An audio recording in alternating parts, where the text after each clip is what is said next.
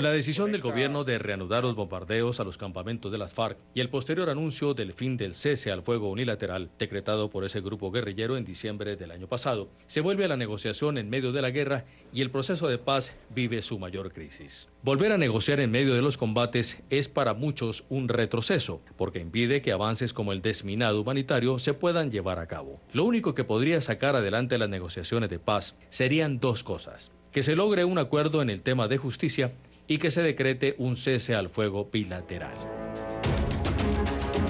¿Qué tan lejos estamos de un cese al fuego bilateral?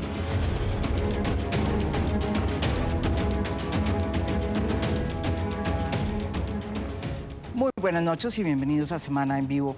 Pues sí, efectivamente yo creo que ese es el gran tema. ¿A cuánto estamos del cese al fuego bilateral? Ya el procurador de la Nación, Alejandro Ordóñez, en una gira por Madrid, salió a decir que un cese al fuego bilateral sería una locura. Ese es uno de los temas, o mejor dicho, ese es el tema que se va a tocar hoy en Semana en Vivo. Los invitados son los siguientes. Jorge Restrepo, director del Centro de Recursos para el Análisis del Conflicto CERAC, considera que el fin del cese unilateral de las FARC es un regreso de la violencia al proceso de paz. Iván Cepeda, senador por el Polo Democrático Alternativo. Según Cepeda, es deplorable el rompimiento del cese al fuego de las FARC. Había ahorrado mucho sufrimiento en los últimos 5 meses. Ever Bustamante, senador por el Centro Democrático, considera que el cese siempre había sido una farsa y solo era cuestión de tiempo para que acabara. Roy Barreras, senador por el partido de la U, lamentó la decisión de suspender el cese al fuego y pidió sensatez para no perder el rumbo de la paz. Usted oyó al procurador también diciendo hoy en Madrid que el cese al fuego bilateral era una locura. ¿Usted qué opina sobre esa frase que en el fondo, digamos, es donde nos lleva todo este dilema, la crisis de hoy del proceso? Bueno, no, es una opinión muy importante, como la de cualquier alto funcionario del Estado, pero lo importante para el país es tratar de determinar cuál va a ser el rumbo de las negociaciones de La Habana.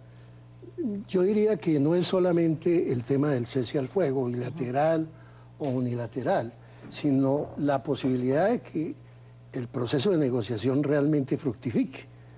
En ese sentido, yo veo serias dificultades.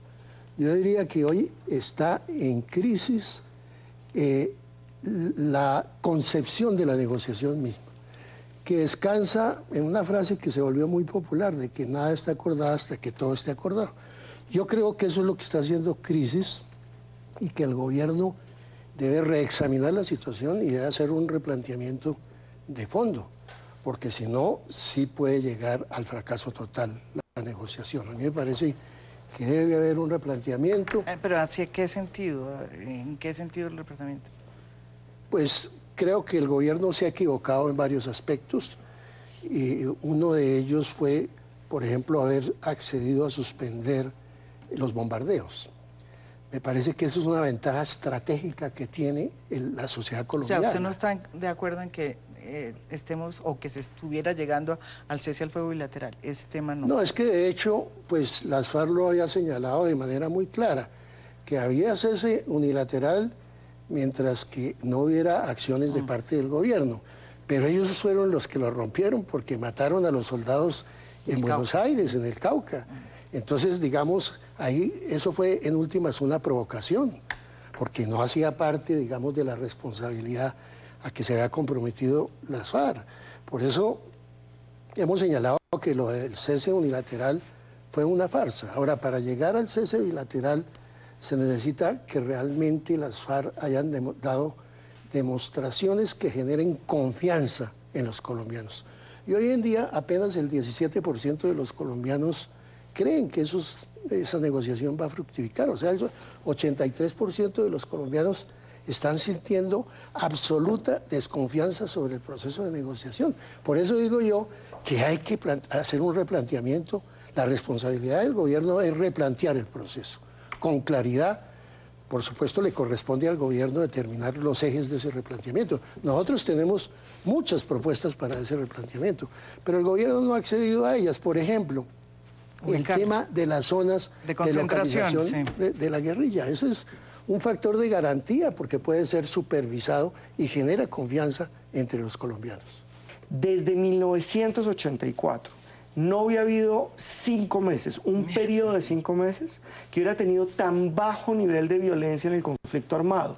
Y cuando nosotros llamábamos a verificar y preguntábamos, qué sé yo, al despachador de buses en el Huila, a un defensor del pueblo, a un defensor de derechos humanos, a las mismas autoridades civiles y militares, siempre nos decían, aquí hay una, digamos, una paz que no habíamos visto en mucho tiempo. Claro, una paz vista desde las regiones en términos de ausencia de violencia. Eso no es paz de verdad, pero allí no hubo ninguna farsa. La reducción de la violencia fue casi sustancial. Si me permite una pequeña interpelación. Uno se pregunta, ¿cuál es la lógica entonces por parte de las FARC? Si era exitoso, como usted lo dice, yo creo que sí era exitoso en los 5 primeros meses. ¿Por qué rompe? ¿Por qué toma la iniciativa de la acción militar las FARC? Eso yo no me lo puedo explicar y esperaríamos que la Fiscalía... Pues seguramente está muy bien informado. Estoy bien informado. Pero yo no creo eso. Estoy bien informado a pesar de la maledicencia, senador. Fue un tema de narcotráfico lamentable y triste que ya la Procuraduría y además la Fiscalía empieza a investigar. Y eso generó una retaliación que causó la muerte de estos muchachos, de estos soldados. Por ejemplo, hay una cosa... Las FARC no lo ha aclarado suficientemente.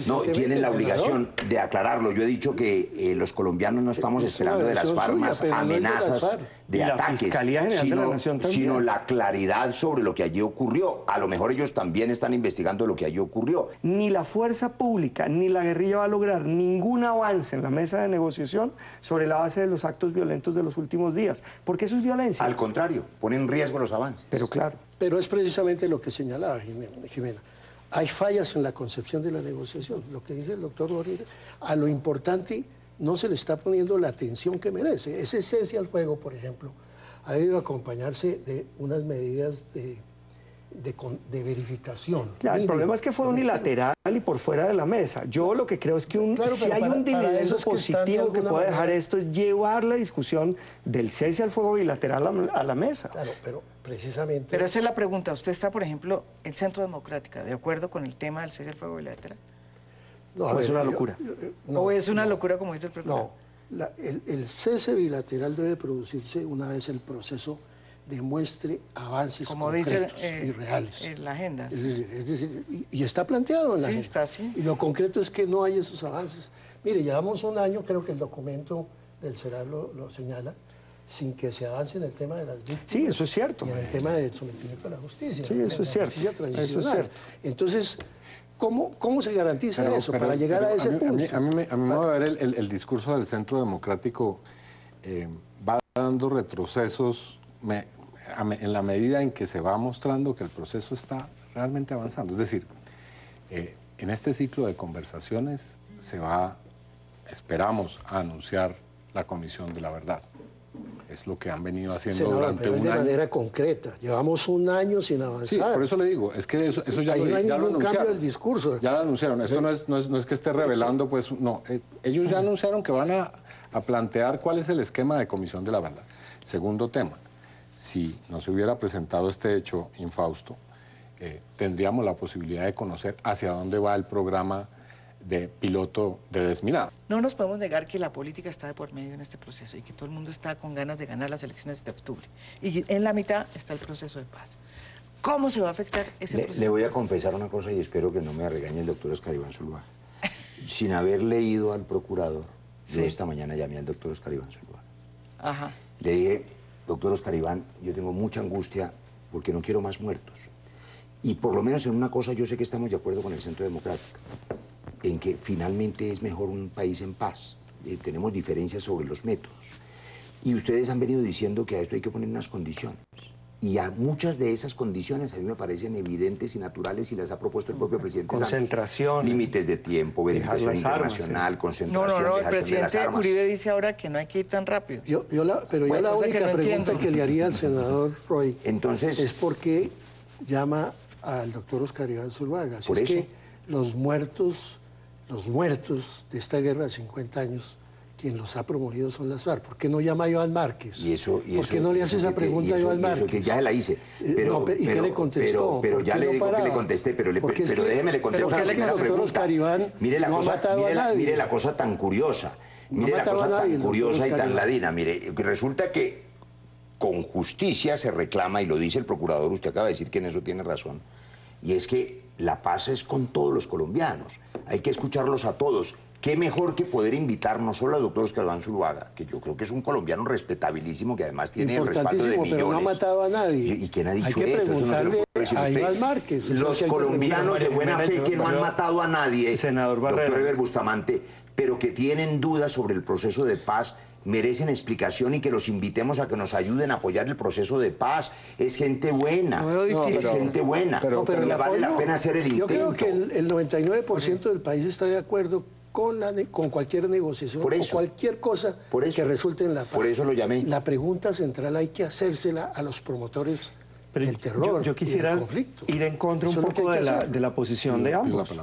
Yo creo que puede haber un proceso de paz exitoso con la oposición del Centro Democrático. ¿Por qué no? Sí, como en otros países. Pero claro, es que cierto. puede haber una oposición, tanto del procurador, pues un funcionario público oponiéndose a un proceso de negociación que busca respetar los derechos humanos, me parece un poco más irrelevante. Él está en campaña también. Pero puede haber una oposición al proceso de paz. Es más, es necesaria. Y el proceso de paz puede llegar al punto de llegada. Un cese al fuego bilateral y un mecanismo de justicia transicional con la oposición del Centro Democrático. O sea, sin el apoyo del Centro Democrático, dice usted. Y claro, sin el apoyo. Vamos a tener que prescindir ya de esas versiones maniqueas de la historia y enfrentar una terrible realidad, y es que en Colombia 60 años de conflicto han involucrado a toda la sociedad colombiana. ¿En qué grados tiene cada quien responsabilidad? Eso habrá que llegar a... Pero ese es el aspecto sociológico del conflicto. Pues yo estoy de acuerdo básicamente con el senador. Es tal vez la primera vez. Caramba, eso iba a decir. Y fíjese que yo no... Oiga, pero esto sí ya es una vaina. Que yo no estoy de acuerdo, pero solo por un detalle. Es que es un análisis. Es que dice Iván, perdón, una sola pero frase. momentico. Y es que toda la sociedad es responsable. No, yo soy de muchos televidentes. No, dijiste toda la sociedad. Y los sectores. Aquí hay muchos colombianos, la mayoría que son inocentes de esto y han sido víctimas de este asunto. O sea, que los televidentes sean culpables de la guerra tampoco. Vamos caso a caso. Pero espérense que estábamos en con la de segunda parte acuerdo. que plantea el senador Cepeda no estoy de acuerdo, que es la pretensión de judicializar toda la sociedad colombiana prácticamente. No, yo he dicho comisión de la verdad. ¿Qué pasa? No justicia. Yo personalmente sostengo el punto de vista de que el país tiene una democracia con muchas limitaciones, con muchos vacíos, pero democracia al fin y al cabo. En el caso del M-19 nosotros luchamos por eso y entregamos las armas, y por eso la entrega de armas tuvo como consecuencia la constituyente del 91, un nuevo pacto. Sí. ¿Sí? Pero sobre la base de que esta democracia hay que mejorarla, no de que hay que cambiarla por un modelo distinto, que es ahí donde está el conflicto con las FARC, radica en eso. El acuerdo de La Habana, los acuerdos, los 5 puntos de La Habana no cambian la Constitución. Esa fue una paz con impunidad, doctor Bustamante, sí, ¿verdad? No creo. Cero cárcel, ni un solo día. Nada. No creo, no. De ahí a los ministerios, a los cargos, al Senado. Y me parece bien, solo que ahora cuando es para otros más les de parece mal. 6.000 integrantes del M-19. Todavía hay algunos en la cárcel. Ah, sí, No, claro. pero eso es distinto. Pero un asesinato. Eso no es justicia, eso es la guerra. Todavía hay en la cárcel. No, pero Todavía hay en la Y hay cárcel. 1.500 guerrilleros de las FARC presos también. Todavía hay en la cárcel. Claro, pero eso no fue resultado del pacto de paz. Ustedes no se desarmaron para ir a la cárcel, ¿o sí? Claro que sí. ¿Ustedes se desarmó y fue a la cárcel? No, muchos de los que se desarmaron fueron detenidos. No, fueron detenidos. Hubo varios que estuvieron. Sí, pero Claro, varios detenidos. Pocos, sí. No, lo que pero pasa no es fue que el parte del senador acuerdo. Roy no tiene un conocimiento. No fue parte del Usted acuerdo. estaba en otras lides en No esos fue parte momentos. del acuerdo. Y no se enteró Pero yo estaba en el suficientemente consultorio, pero de sí ese hubo tema. algunos presos, digamos, sobre todo responsables de secuestro. Una por una. Claro que sí. Algunos responsables de secuestro que era el delito que en ese momento... Pero Jorge, no fue parte del acuerdo. No me cambien la película. No fue no hicieron un acuerdo, señores del M-19, les exigimos como parte del acuerdo que vayan a la cárcel. No, que es lo que el Centro Democrático pide ahora. Pero ¿de cuál acuerdo sí? En cierto sentido sí, senador, porque aquellos que eran responsables de crímenes como el secuestro no estaban cubiertos por el indulto. Es que muchas veces lo que no está escrito es parte del acuerdo. Claro, y además, ¿cuál acuerdo si el proyecto de ley que legalizaba el acuerdo se cayó en el Congreso por el tema del narcotráfico. El reindulto lo hizo después Álvaro Uribe. No, pero eso es otra situación totalmente distinta. Lo firmó Álvaro Uribe. Yo estaba en el Congreso, en el Senado en ese momento. Pero nosotros entregamos armas y firmamos sin ningún acuerdo. Y sin ningún reconocimiento de las víctimas. En condiciones de igualdad. Y sin ninguna reparación a las víctimas. Pero eran otros momentos, era un momento histórico distinto, con unas implicaciones distintas. De tal manera que eso que usted permanentemente reclama, de que algunos no pagamos, sí pagamos exactamente bajo las responsabilidades legales que había en el momento y dentro de los procesos. Yo, por ejemplo, no estuve vinculado al proceso del Palacio de Justicia y por eso no podía ser amnistiado por un delito de lesa humanidad como ese, porque no participamos ni intelectual ni materialmente. Es decir, una cosa es que era un momento histórico distinto y otra cosa es pedirle a un proceso como el que se está dando cosas que no se hicieron en el pasado e incluso llegar a extremos los cuales es imposible llegar. Deberíamos pedirle a las FARC que haga un cese unilateral, temporal, durante los 2 meses antes de elecciones. Hasta la fecha para de esa época tenemos que estar mucho más adelantados. Mucho más adelantados. Pero digamos, muy optimista, son senador. Ilusiones del senador Roy, porque es que esto arrancó diciendo que en 8 o 10 meses... Y de todos los colombianos que tenemos la ilusión de la paz. Que estaba deprimido y con omeprazol porque no íbamos, o sea... Porque hay muertos. Eso no es suficiente, y con camiseta y eso no es suficiente, senador. Aquí todos estamos de acuerdo con la paz. No es suficiente, por eso hicimos la ley de víctimas, el Barco para la Paz, el referendo para la paz. Aquí hay Estamos que construyendo con la paz. voluntades concretas. Solo en la mesa de diálogo y solo bajo el consenso de las dos partes y por iniciativa del gobierno, Sí, es cierto, se puede. conoceremos esas respuestas. Y en eso estoy de acuerdo con Iván. Hay que tener no solamente paciencia, sino prudencia. Para mí es todos muy los difícil demás estar de acuerdo con el senador, podemos pero lo opinar. empiezo a estar. ¿Pero por qué? Lo empiezo a estar. ¿Por qué? ¿Por qué es eso? Mire, es que yo no entiendo Pues muchas gracias. cómo se recurre a tantos actores de distinta índole, nacionales e internacionales. El gobierno se ha gastado millonadas en campañas, de todo, pero no le ha dedicado el esfuerzo, como dice el senador Roy, a que en la mesa se definan por parte de quienes se tienen que definir las cosas, que son dos partes que son las que deben garantizar si se avanza o no se avanza. En este caso, las FARC y el gobierno. Y a quien debe conminar el pueblo colombiano es a las FARC, no al Papa para que vaya y les dé un consejo. Ellos no son católicos. Ellos no van a obedecer al Papa absolutamente nada. No le van a aceptar. Pues el ELN sí es católico, es lleno de curas. De pronto con el ELN entonces se juega por Es indudable que la autoridad moral del Papa Francisco puede servir. No es una figura eclesiástica, es una figura Acuérdense que las FARC es una guerrilla campesina. Lo van a recibir, pero eso no va a hacer mover 1 milímetro a las FARC de su posición. ¿Quién sabe? Entonces, confía en el Papa Francisco que es un bacán. No, pero aquí no es un problema de fe. No estamos pidiendo milagros, no, es un asunto político. No es un problema de ficción. Pero es un tema de buena voluntad. Son cosas concretas. De querer salvar vidas. Senador, es un asunto de garantías. Lo que tiene, correcto. Lo que tiene sin moverse en los asuntos de justicia, ¿cuál es el lugar por excelencia? A mi manera de ver, es un asunto de garantías. Para eso, la mesa. Con el apoyo internacional. Y con la garantía internacional. Tanto apoyo internacional por un proceso como esta vez. Puede sugerir el senador. Eso le da garantías. Eso le da garantías a la mesa. No, pero es la mesa misma la que es garantía del éxito o no. No es otra. Es ahí en La Habana. En todo caso, nosotros no vamos a dar las soluciones y lo que digamos está fuera de lugar. Solo en la mesa. Lo demás son elucubraciones. La voz del gobierno es esa y allá. Lo demás no tiene validez. Les agradezco. Se nos acabó el tiempo porque esto es así en esta vida de la televisión en vivo. Les agradezco mucho haber estado aquí en esta cita y a ustedes los espero mañana con otro tema de interés nacional. Muy buenas noches.